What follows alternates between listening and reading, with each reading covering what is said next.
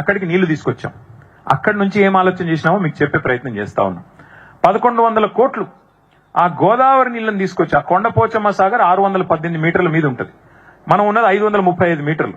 కాబట్టి అక్కడి నుంచి అంటే నెత్తి మీద కుండ పెట్టినట్టే ఆ కుండ నొలకపోస్తే డైరెక్ట్ గా గ్రావిటీ ద్వారానే నీళ్లు మీ హిమాయత్ సాగర్ లోకి, మీ ఉస్మాన్ సాగర్ లోకి రావాలి. అందుకే ప్రణాళిక రూపొందించి మే 2023లో 1100 కోట్ల రూపాయలతో ఈ పని చేయవచ్చు అని చెప్పి కేబినెట్ లో ఆమోదం తెలిపాం. సవితా ఇంద్రారెడ్డి గారు, నేను, మేమందరం ఆ కేబినెట్ లో ఉన్నాం. ఇది ఫస్ట్ పని చేశాం. రెండోది ఏం చేశాం, ఇందాక నేను చెప్పినట్టు హైదరాబాద్ లో మన ప్రభుత్వం వచ్చే నాటికి కేవలం 660 మిలియన్ లీటర్లు మాత్రమే రోజు సివరేజ్ ట్రీట్మెంట్ ప్లాంట్ల ద్వారా శుద్ధీకరించేది, సివరేజ్ ట్రీట్మెంట్ ప్లాంట్ల ద్వారా ట్రీట్ చేసేది. కానీ హైదరాబాద్ లో రోజుకు 2000 MLDల నీళ్లు, మురికి నీళ్లు ఉత్పత్తి అవుతా ఉన్నాయి. అంటే మూసీలోకి వచ్చే ప్రతి చుక్కను మంచిగా చేయాలంటే ఇంకొక 1300 MLDల కెపాసిటీతోని సివరేజ్ ట్రీట్మెంట్ ప్లాంట్లు పెట్టాలి. అందుకే 3866 కోట్ల రూపాయలతోని 31 STPలు, 32 అది నిజానికి 32 STPల నిర్మాణానికి శ్రీకారం చుట్టింది కేసీఆర్ గారి ప్రభుత్వం. ఇవాళ అవన్నీ కూడా దాదాపు పూర్తవుతా ఉన్నాయి. వాటిని రేవంత్ రెడ్డి గారు రేపో ఎల్లుండో రిబ్బన్లు కట్ చేయాల్సి ఉంటుంది, అంత ఆయన చేయాల్సిన పని లేదు. తర్వాత మూడవది, వరద నీటి ముప్పు లేకుండా SNDP అని స్ట్రాటజిక్ నాలా డెవలప్మెంట్ ప్రోగ్రామ్ అని ప్రారంభించాం. దాదాపు 1000 కోట్ల రూపాయలతో 60 పనులు పూర్తి చేశాం. నాలుగో పని ఏం చేసినాము, 15 బ్రిడ్జిలు. ఇందాక నేను చెప్పినట్టు నీళ్లు ఆగకూడదు, ఆగాలి, ఆగకుండా కిందికి పోతున్నాయి కాబట్టి చెక్ డ్యామ్ కమ్ బ్రిడ్జ్ మనం మూసీ మీద అడ్డంగా ఎట్లయితే పురాణా పూలు, నయా పూలు, టిప్పుకాన్ బ్రిడ్జ్ ఉందో అట్లా మరొక 15 బ్రిడ్జిలు మూసీ మీద మనం మంజూరు చేయడం జరిగింది 545 కోట్ల రూపాయలతో. అది కూడా చేస్తాం. అంటే ఇవన్నీ కలిపితే కూడా మీరు లెక్క కొడితే 5000, మిగతా అంత కలిపితే 6000 చిల్లర కోట్లు దీనికి. ఇది కాకుండా ఒక ఎక్స్ప్రెస్ వేకి 10,000 కోట్లు, 8,900 కోట్లు.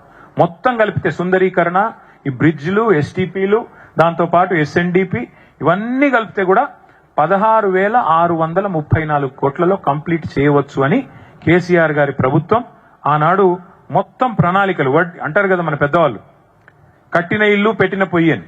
ఒకట్లా కట్టిన ఇల్లు పెట్టిన పొయ్యి తరికల వీళ్ళకి అప్పచెప్పి మేము దిగిపోయినాం.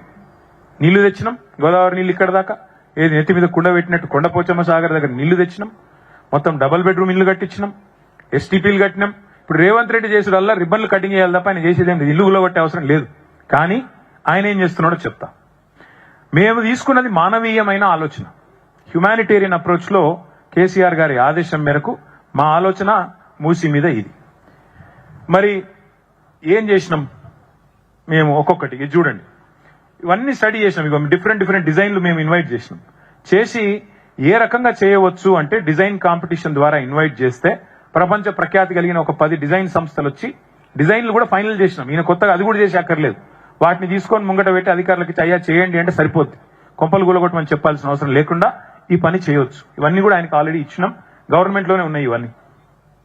ఇవి చూడండి ఒక్కసారి, ఇవన్నీ మూసీ తీరంలో కేసీఆర్ గారి ప్రభుత్వం చేసిన పనులు. సుందరీకరణ ఒక్కరికి, కాకపోతే మా బ్యాడ్ లక్ ఏంటంటే మేము ప్రచారం ఎక్కువ చేసుకోలేదు, మేము ఈయన లెక్క డబ్బా కొట్టుకోలేదు, చేయని దాన్ని చేసినట్టు, ఉన్నదాన్ని లేనట్టు మేము చెప్పుకోలేదు. ఇవన్నీ చేసినాం.